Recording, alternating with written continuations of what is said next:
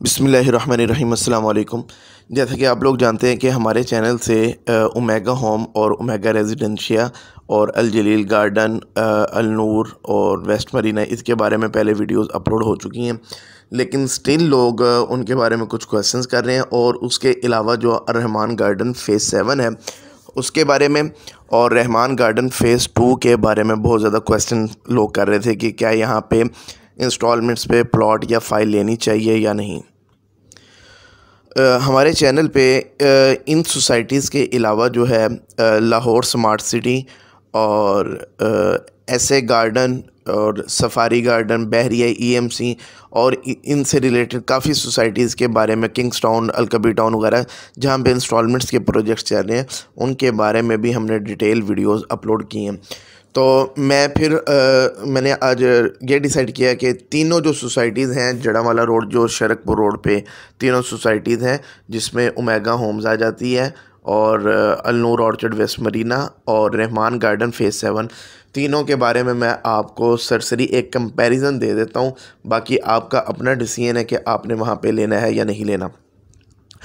Omega home के जब मैंने वीडियो की थी उसमें मैंने आपको बताया था कि ए ब्लॉक, बी ब्लॉक, सी और डी ब्लॉक है। वहाँ पे ए और बी ऑन ग्राउंड आ चुके हैं और सी और डी की डेवलपमेंट अभी स्टार्ट हो रही है। वो मैंने आपको लाइव सारी दिखाई भी थी और जाके आप चैनल पे विज़िट भी कर सकते हैं। और उसके अलावा जो उनके घर हैं जो वो इंस्टॉलमेंट्स पे दे रहे हैं उसके बारे में भी मैंने आपको डिटेल बताई थी और मैंने तकरीबन जो भी उनके बेनिफिट्स हैं वो भी बताए थे और जो ड्रॉबैक्स हैं वो भी बताए थे। अब पिछले दिनों एक जो डेवलपमेंट हुई है जिसके बाद लोग बहुत ज़्यादा पैनिक हुए हैं वो ये है कि जो सी और डी ब्लॉक था जिसके बारे में लोग एक्सपेक्ट कर रहे थे कि उनकी बहुत जल्द डेवलपमेंट स्टार्ट हो जाएगी और लोगों को शायद बहुत जल्द पोजीशन मिल जाएगा, तो वहाँ पे अब सुनने में यह आ रहा है कि जो सी ब्लॉक था वहाँ पे जो पोजीशन 4 साल के बाद उन्होंने अनाउंस करनी थी, वो उन्होंने उसका जो कॉस्ट ऑफ लैंड का जो पीरियड है वो 4 साल से बढ़ा के 6 साल कर दिया है कि जी कोरोना आ गया, इस वजह से लोग पेमेंट्स नहीं कर सके, इसलिए 2 साल हम एक्सटेंड कर रहे हैं। और उसके अलावा जो उनका डी ब्लॉक था उसका प्लान उन्होंने 5 साल से शिफ्ट करके 7 साल पे ले गए हैं। और मज़ीद जो पैनिक सिचुएशन जिससे क्रिएट हुए वो ये कि उन्होंने कहा है कि जितनी आप जो कॉस्ट ऑफ लैंड पे करेंगे उतनी ही तकरीबन आपको डेवलपमेंट चार्जेस पे करने पड़ेंगे। फॉर एग्ज़ाम्पल अगर वहाँ पे किसी ने 12 लाख का 3 मरले का प्लॉट लिया था तो तकरीबन उसको 12 लाख ही अब डेवलपमेंट चार्जेस पे करने पड़ेंगे। और इसके अलावा जो इन्फ्लेशन चार्जेस के नाम से भी उन्होंने एक टर्म ऐड कर दी है कि वो भी डिसाइड किया जाएगा कि अगर वो बनते हुए वो भी हम आपसे चार्ज करेंगे और जब आप कॉस्ट ऑफ लैंड पूरी कर देंगे और डेवलपमेंट चार्जेस का 75% भी अदा कर देंगे तो उसके बाद हम डेवलपमेंट स्टार्ट करेंगे और उसके बाद जाके आपको हम रेडी करके पोजीशन देंगे। तो ये एक किस्म की बहुत बड़ी कहानी उन्होंने कर दी है और लोग बहुत ज़्यादा वहाँ पे परेशान हैं। और जो उनका ए और बी जो फेज़ था तो ब्लॉक था तो वहाँ पे भी लोग सेटिस्फाई नहीं है क्योंकि वहाँ के जो मेंटेनेंस चार्जेस हैं वो बहुत ज़्यादा रखे गए हैं, एमेनिटीज़ वहाँ पे है नहीं, बिजली के इश्यूज़ अपनी जगह हैं। तो इस वजह से लोग वहाँ पे अब जो है ना, कुछ लोगों ने घर बना लिए हैं, जिन्होंने बना लिए हैं वो अब रो रहे हैं। तो अब मज़ीद आगे क्या सिचुएशन बनती है तो मैं कुछ कह नहीं सकता, लेकिन सी और डी के बारे में वहाँ पे ये मसला हो गया। ठीक है, बाकी आप उन लोगों को कांटेक्ट करके मज़ीद अपनी वेरिफिकेशन भी आप लोग कर सकते हैं। बाकी डिटेल वीडियो मैंने ऑलरेडी पीछे की हुई, आप जाके देख सकते हैं। उसके बाद आ जाता है अल नूर और वेस्ट मरीना। अल नूर के अंदर इनके जो ब्लॉक थे ए बी सी डी, तो ए बी पोजीशन ब्लॉक्स थे, वहाँ पे जो है ना इन्होंने पोजीशन वगैरह दे दिया था, फुली डेवलप इन्होंने कर दिए थे।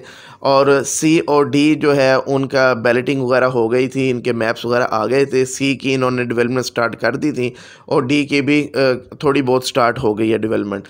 तो क्या ये टाइमली पूरा कर देंगे, नहीं करेंगे, ये भी कुछ नहीं कहा जा सकता। और उसके बाद नंबर आता है वेस्ट मरीना का। अब वेस्ट मरीना का इशू ये बना हुआ है कि उनकी जो लैंड है वो अभी तक डिफ़ाइन ही नहीं हो पा रही है कि कौन सी लैंड है।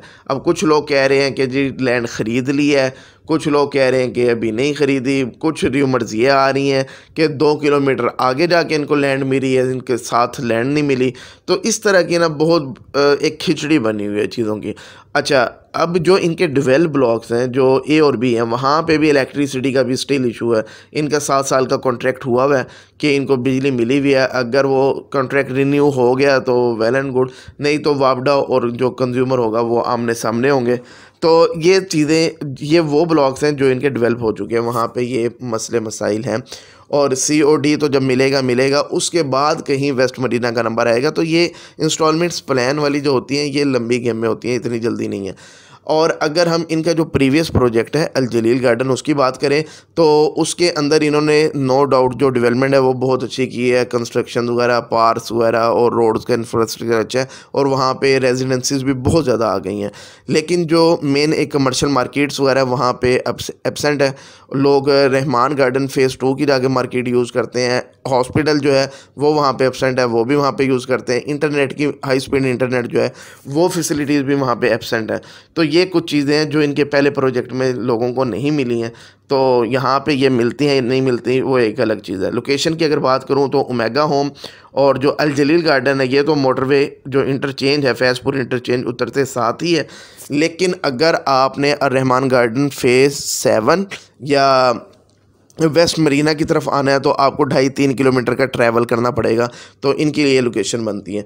तो अब मैं आ जाता हूँ रहमान गार्डन फ़ेज़ 7 में। रहमान गार्डन का बेसिकली एक बड़ा अच्छा एक नाम बना हुआ है मार्केट के अंदर। ऑलरेडी इन्होंने मल्टीपल फेजेस पहले लॉन्च कर दिए हैं।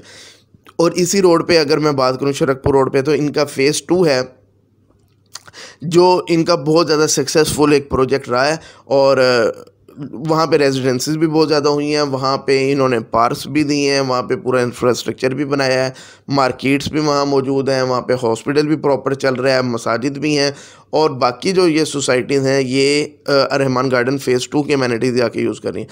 तो इसी रोड पे इन्होंने फ़ेज़ 7 के नाम से अपना एक नया प्रोजेक्ट लॉन्च किया था जिसमें ए ब्लॉक और बी ब्लॉक है। अब ए ब्लॉक में इनकी एक्सटेंशन भी आ गई है। तो ए ब्लॉक इन्होंने 2.5 साल प्लान पे किया था और फिर 5 साल प्लान भी इनका बी ब्लॉक में आया। तो इसकी लोकेशन की बात करूं तो अल-नूर ऑर्चर्ड और ये बिल्कुल बैक साइड से बिल्कुल एक दूसरे के साथ मिले हुए हैं। और मैं डेवलपमेंट की अगर बात करूं तो रहमान गार्डन फ़ेज़ 7 के अंदर जो डेवलपमेंट है वो अल-नूर ऑर्चर्ड और वेस्ट मरीना उनसे ज़्यादा तेज़ है और ओमेगा से ज़्यादा तेज़ है। ठीक है, बहुत तेज़ी के साथ इन्होंने की है और यहाँ पे इन्होंने पोजीशन भी दे दी है। ठीक है, कुछ जो ए ब्लॉक वगैरह था वहाँ पे पोजीशन भी दे दी हैं और 2-4 घर भी बने हैं। अभी आप ये समझें कि यहाँ पे लेके मैं घर बना लूँगा, अभी ऐसा नहीं है।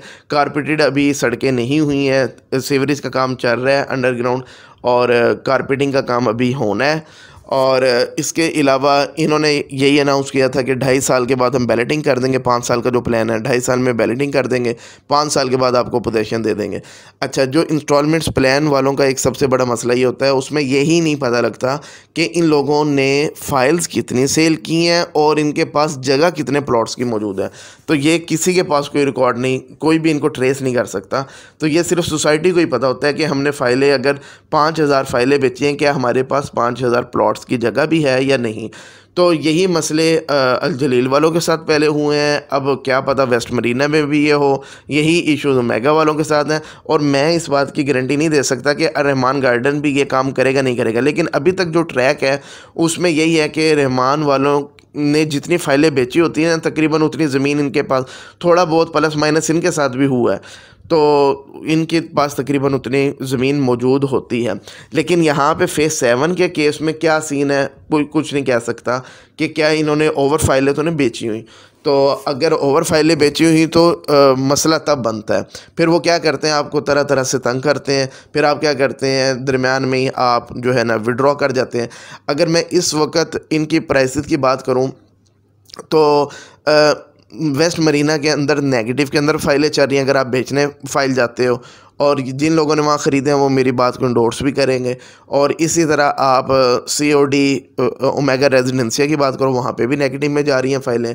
लेकिन यहाँ पे सुनने में आ रहा है कि लोगों को कुछ ना कुछ कमर्शियल में भी और रेजिडेंशियल जो फ़ाइलें हैं उनमें कुछ ना कुछ लोगों को फ़ेज़ 7 में ओन मिल रहा है। तो बाकी बेहतर वही लोग बता सकते हैं जिनकी फ़ाइलें हैं, क्या वाकई उनको ओन मिल रहा है या नहीं मिल रहा। लेकिन वेस्ट मरीना और उधर तो हालात काफ़ी इस वक्त टाइट हैं। होपफुली कि वेस्ट मरीना की बैलेटिंग होने जा रही है मार्च में, तो शायद उसके बाद वहाँ पे थोड़ा सा एक मार्केट में शिफ्ट आ जाए। और इसके अलावा मैं आपको बता दूं कि ये जो पूरा रोड है शरकपुर रोड, तो ये रूडा की बिल्कुल बाउंड्री के ऊपर आ रहा है। इसके बारे में रूडा जो एक नई अथॉरिटी बना दी गई है डीएच और एलडीए के बाद, लाहौर की एक नई अथॉरिटी है रूडा, जिसके पे ये रावी के दोनों साइडों पे इसकी जो भी आबादी है वो आ रही है। और ये जो शरकपुर रोड है ये बाउंड्री के ऊपर आ रहा है। तो अभी ये थोड़ी सी एम्बिग्विटी है कि क्या ये जो सोसाइटीज़ हैं जिसमें नूर आ जाता है, अल-जलील आ जाता है, और ये रहमान गार्डन फ़ेज़ 7, क्या ये रूडा के अंदर आएंगे या नहीं। फ़िलहाल ये सारी सोसाइटीज़ जो हैं ये ज़िला शेखुपुरा के अंदर आ रही हैं। यहाँ पे टीएम में शेखुपुरा एप्लीकेबल है, यहाँ पे एलडीए लाहौर एप्लीकेबल नहीं है, तो ये मैं आपको बता दूँ। लेकिन जो रहमान गार्डन फ़ेज़ 2 है वो रूडा के अंदर कुछ हिस्सा रूडा के अंदर आ रहा है। तो ये चीज़ें, इसके अलावा एलिवेटेड एक्सप्रेस वे एक बनने जा रही है जो गुलबर्ग से जो मोटरवे तक बनेगी। इसके बारे में मैंने अलग वीडियो किया, वो भी आप चेक कर सकते हैं। तो अगर वो बन जाता है तो इसकी एक्सेस जो गुलबर्ग साइड पे है थोड़ी सी इजी हो जाएगी थोड़ा सा, लेकिन फिर भी आपको मोटरवे का ट्रैक लेना पड़ेगा बाबू साबू इंटरचेंज से आपको उतर के। तो एलिवेटेड एक्सप्रेस वे अगर बन जाती है अगले साल, 1.5 साल के अंदर प्रोजेक्ट है गवर्नमेंट का, तो इसकी डिटेल आप जाके हमारे चैनल पे देख सकते हैं। तो ये कुछ सूरत हाल है। तो इंस्टॉलमेंट्स प्लान के बारे में कोई भी गारंटी किसी भी सोसाइटी की नहीं दे सकता, बेशक वो कितने बड़े से बड़ा डेवलपर हो, इवन कि वो बहरिया ही क्यों ना हो, कोई किसी की गारंटी नहीं दे सकता, क्योंकि हर सोसाइटी के अंदर कहीं ना कहीं लोगों के साथ मसले मसाइल हुए हैं। तो फिर लोग क्या करते हैं, जो उनके प्रीवियस प्रोजेक्ट्स हैं उसको देख के डिसाइड करते हैं कि हमें यहाँ पे लेना चाहिए या नहीं लेना चाहिए। बाकी आपको मज़ीद सर्च करना चाहिए। तो मेरी हमेशा यही रिकमेंडेशन रही है कि आप नेट कैश पे लें ताकि किसी किस्म का आपके साथ फ्रॉड ना हो सके। उम्मीद है वीडियो पसंद आई होगी। Thank you very much.